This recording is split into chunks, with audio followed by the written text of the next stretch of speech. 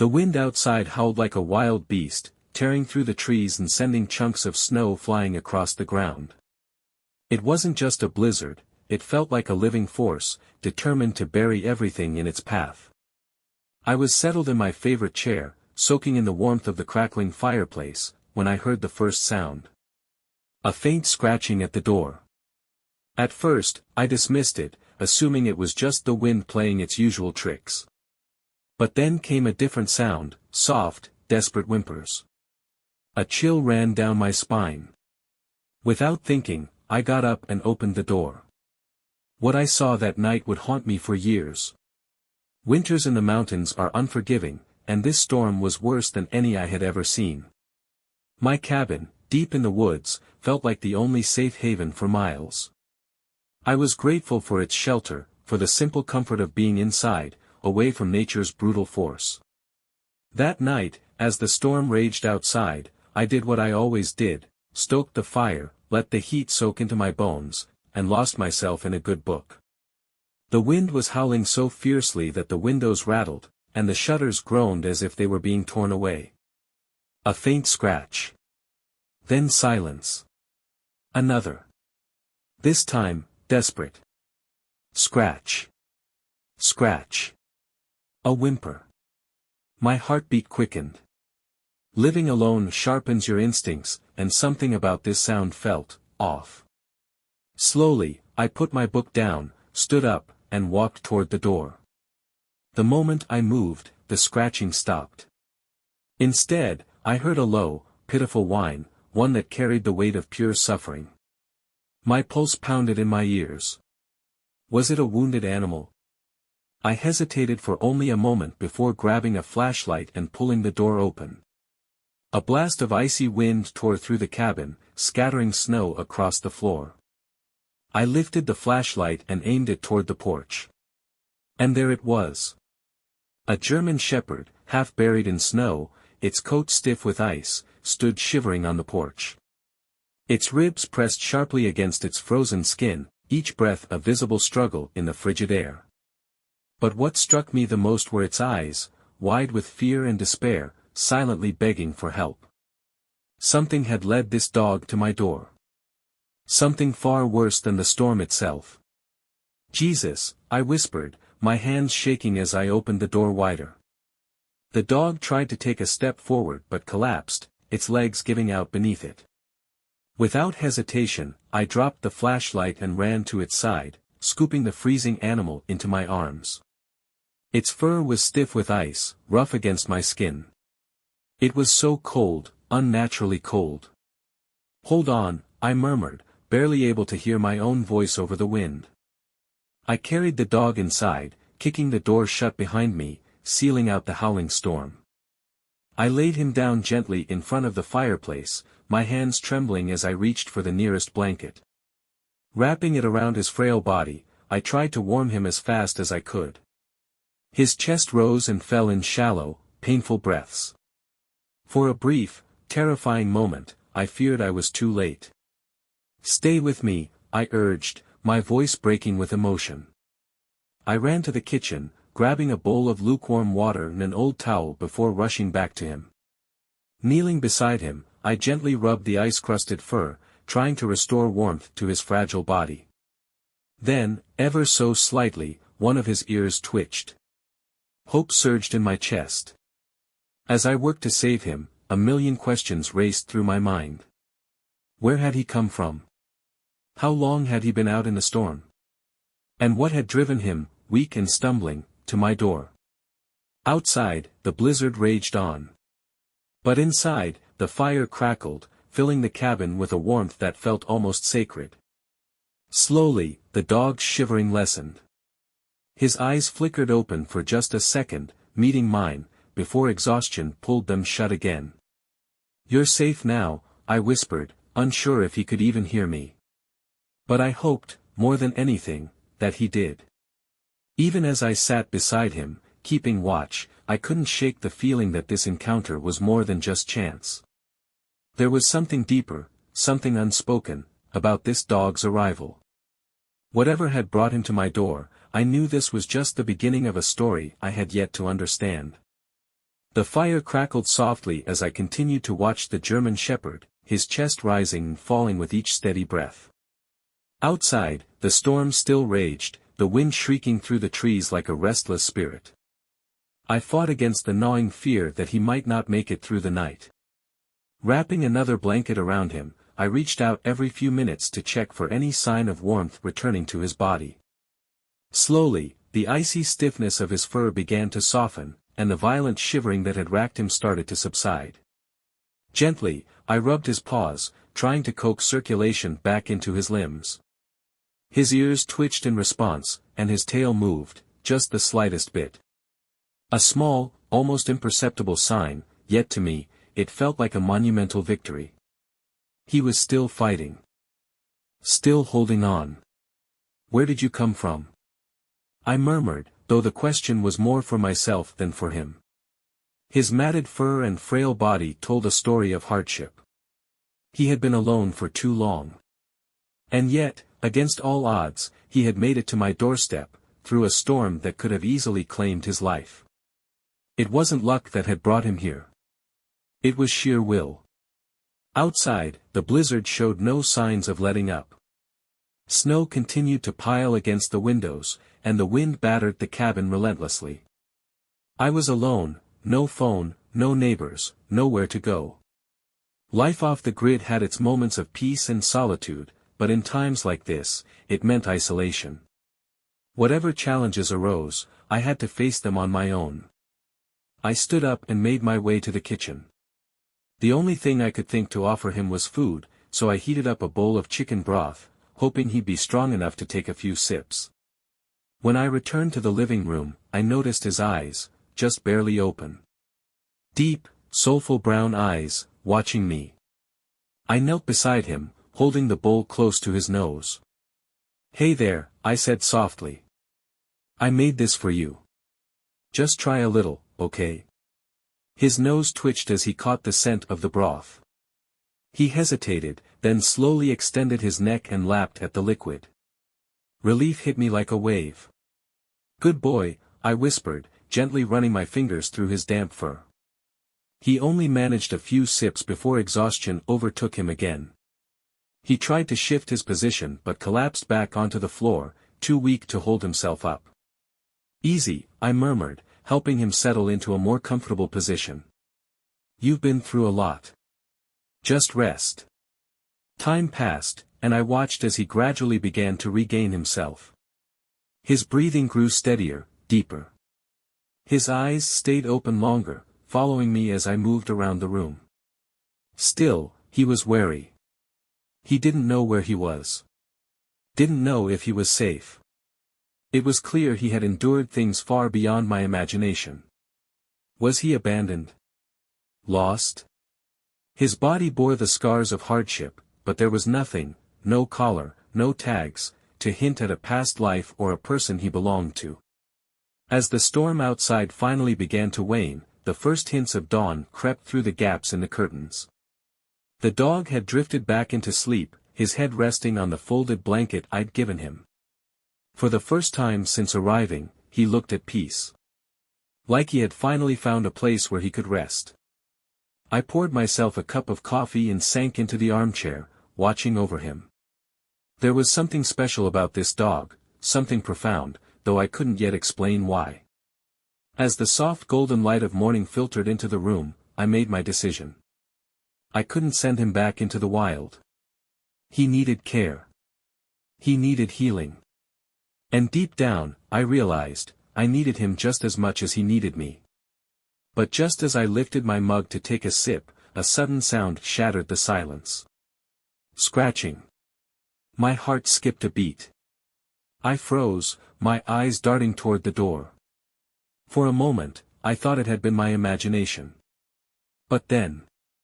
another scratch. The hairs on the back of my neck stood up. Someone, or something, was outside. And the dog beside me stirred. The dog beside me stirred, ears perked, sensing the change before I did. I took a deep breath, steadying myself, and walked cautiously toward the door. My heart pounded as I gripped the handle and swung it open. A blast of icy wind slammed into me, sending a fresh chill down my spine. I had braced myself for anything, another animal, or perhaps something far worse, something I couldn't explain. But at first, I saw nothing. Just a thick, untouched blanket of snow stretching across the yard. Beyond that, the dark silhouette of the forest stood eerily still in the dim morning light. "Hello," I called out, my voice unsteady. Then, the scratching came again. This time, lower. I glanced down, and my breath caught in my throat. Another shape emerged from the swirling snow, smaller, weaker. A second German shepherd, no more than a pup, hesitated at the threshold. Its fur was thin, its legs unsteady, its eyes pleading in silent desperation. I dropped to a crouch, barely whispering, "Oh my God." The young dog hesitated but took a trembling step forward. It didn't bark, didn't growl, didn't retreat. Instead, it simply gazed up at me with the same pleading, desperate eyes I had seen in the older dog the night before. A silent cry for help. "Where did you come from?" I muttered, more to myself than to the dog. My first instinct was to pull it inside, to give it the same warmth and safety as the older dog. But something felt wrong. Two German shepherds, both in terrible condition, appearing at my doorstep in the middle of a brutal storm. That wasn't a coincidence. My eyes flicked toward the tree line, scanning the dense woods for any sign of movement. Was someone out there? Had these dogs been abandoned nearby? Had they fought their way through the storm on their own? The young dog let out a soft whimper, snapping me back to the moment. "All right, come on," I said gently, pushing aside my unease and opening the door wider. "Let's get you warm." The bitter cold seeped into the cabin as I helped the trembling pup inside, but I barely noticed. The older shepherd still lay by the fire, ears twitching as he caught the scent of the newcomer. Though still weak, he lifted his head, his tail giving the faintest wag. The young dog inched closer, and in that moment, something unspoken passed between them. Recognition. A bond. "You know each other," I murmured aloud, realization settling in. The younger dog curled up beside the older one, resting its head against his side as if seeking comfort. My throat tightened. They weren't just strays. They were family. Whatever had brought them here was stronger than the storm. I grabbed another blanket, draping it over them both, and sat down beside them, my mind swirling with questions. Where had they come from? What had they been through? Were they running from something? The scars on the older dog told a story of hardship and survival, but the younger one, small, frail, but still full of life, told a different story. He had suffered, but he hadn't yet given up. I brought over the leftover soup, and the young dog wasted no time, lapping it up desperately. He was starving. The older shepherd nudged the younger one gently with his nose. A quiet, reassuring gesture. They had been through something together. Something that had led them both to my door. As the sun climbed higher, the blizzard finally began to wane. The wind quieted, the thick curtain of falling snow thinning just enough for me to see beyond the trees. For the first time, I could clearly see the forest. The towering pines stood silent, like ancient sentinels watching over the land. But as the storm faded, the gravity of the situation became clearer. These dogs hadn't wandered here by accident. They had come for a reason. The question was, why? I needed answers. Once I was sure the dogs were warm and resting, I grabbed my coat and boots. The wind had died down, but the air was still brutally cold. My breath curled in white clouds as I stepped outside, the snow crunching beneath my boots.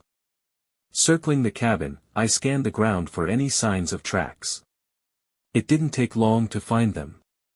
2 sets of paw prints, clear, deliberate, leading from the edge of the forest to my porch. But it was the 3rd set of tracks that made my stomach tighten. They were unmistakable. Human footprints. Large. Deep. leading directly to my door. I froze, my eyes locked on the imprints in the snow. Someone had been here. Someone had brought these dogs. And someone had left them behind. But why? A sinking feeling settled in my gut as I followed the tracks. The human footprints led away from the house, weaving through the snow toward the dense trees. With each step, an unease pressed heavier against my chest. Whatever had brought these dogs to my home, it wasn't over yet. The storm had passed. But the real danger might have just begun. Something violent had happened here.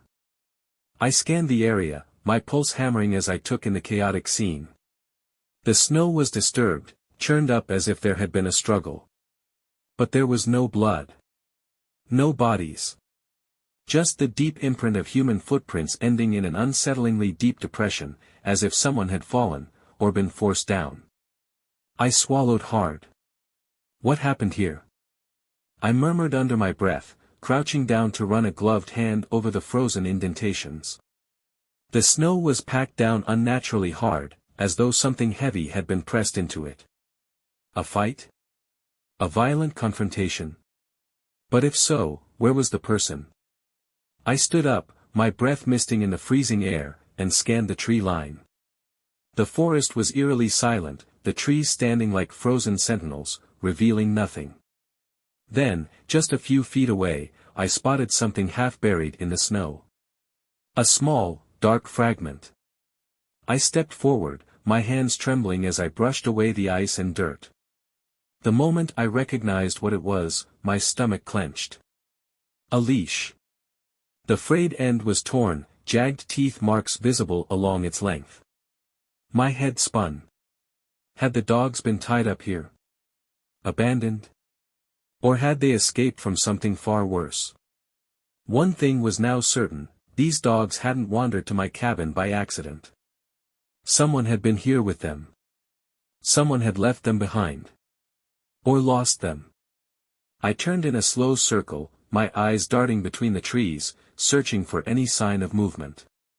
But the forest remained unnaturally still. Whoever had been here was gone. But the leash told me everything I needed to know. The dogs had been restrained. Held here against their will. Left to die in the storm, unless they could break free. A cold dread settled over me. Had they been abandoned? Or had they run from something, or someone? I gripped the torn leash in my fist, standing motionless in the clearing, trying to piece together what had happened. But the only thing that made sense was this: something terrible had occurred here. And it wasn't over yet. The quiet of my cabin felt suffocating when I returned, my heartbeat still unsteady. As I stepped inside, the thick scent of aged wood mixed with something metallic, something wrong. The dogs remained curled near the fire, but the older shepherd lifted his head, his eyes locking onto mine with an intensity that sent a chill down my spine. He knew. He remembered. I knelt beside him, brushing a hand gently over his fur, but he let out a low, mournful whimper. A sound full of pain. Full of memory. This wasn't just a place they had passed through. This was where they had been trapped. I moved deeper into the cabin, past the warm glow of the fire, toward the shadows where the air felt heavier. My breathing shallowed. And then I saw it. Rusting metal bars. Cages. They stood empty now, but the signs of past occupants were everywhere. Stray tufts of fur, shredded blankets, deep grooves in the wood where someone, had tried to claw their way out. This wasn't a simple shelter. It was a prison. I turned back toward the older shepherd. His gaze hadn't left me. This was where he had been. Where he had suffered. Where he had fought to escape. The realization was a knife in my gut. Who did this to you? I whispered, my voice shaking. The air seemed heavier in the dim cabin, as if the ghosts of what had happened here still lingered. I traced my fingers over one of the rusted cage bars. It was bent, as if something had forced its way out. Not just escaped. Fought. Whatever had happened here, these dogs had paid the price for it. And someone, whoever had left them behind, hadn't wanted them to be found. A sharp movement caught my eye. The older shepherd had stiffened, his ears pricked toward the doorway. I followed his gaze, my stomach twisting. Something had changed. The air had shifted, thick with tension, like the heavy stillness before a thunderstorm. We weren't alone. A deep growl rumbled in the shepherd's throat, low and threatening. Then, without warning, he lunged forward and bolted out the door. "Wait!" I shouted, but he was gone, his powerful frame vanishing into the trees. I hesitated only a moment before chasing after him, my boots crunching through the frozen ground. The forest swallowed us. The further I ran, the darker it seemed. Shadows stretched long between the trees, and the air turned colder, heavier. My breath came in ragged gasps. Then, suddenly, I saw it. A shadow flickered between the trees.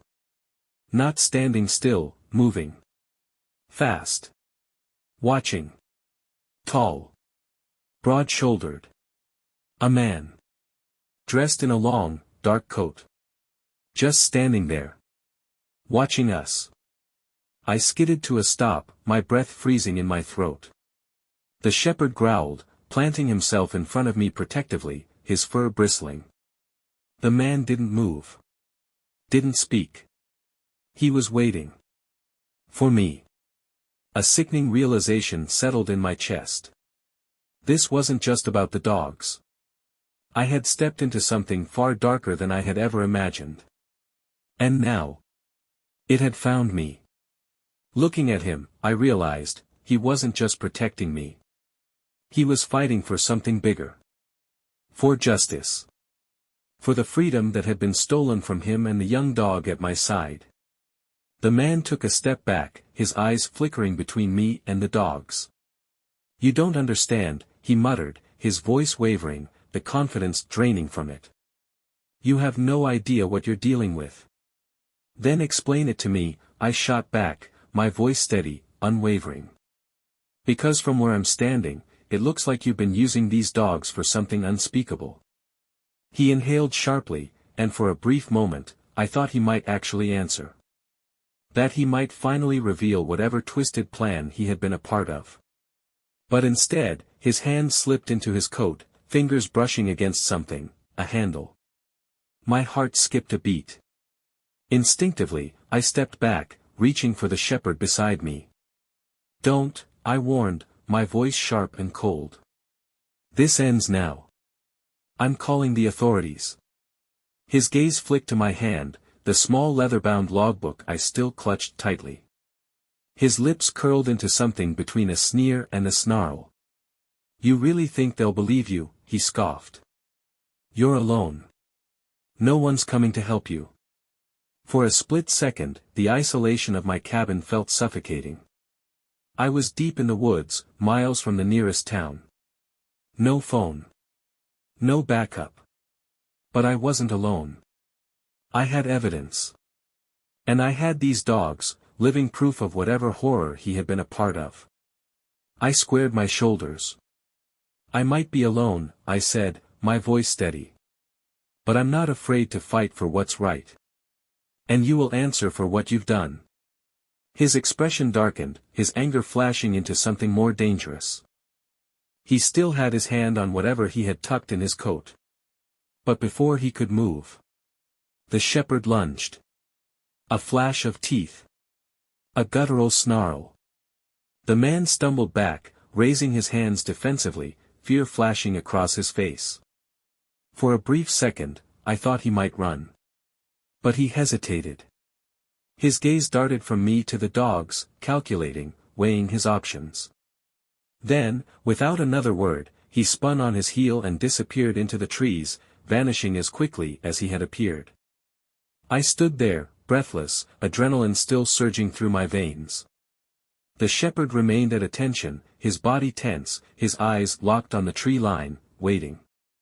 The silence that followed wasn't peaceful. It was the eerie stillness after a storm. I let out a slow breath, my knees weakening as I sank to the snow-covered ground. The shepherd turned back toward me, his body still rigid with tension, but when he reached me, he lowered his head and gently nuzzled my hand.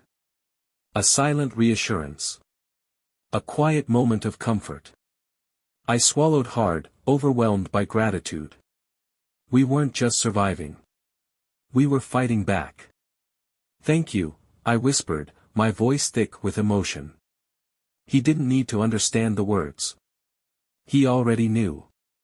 I pushed myself up, glancing back toward the forest. The man was gone. For now. But I knew this wasn't over. The shadows of the forest still loomed, and whatever had driven these dogs to my doorstep hadn't yet been fully uncovered. But I had a purpose now. A reason to keep going. The logbook in my hand was the key to the truth. And I wasn't stopping until I had all the answers. These dogs deserved justice. They deserved freedom. They deserved safety.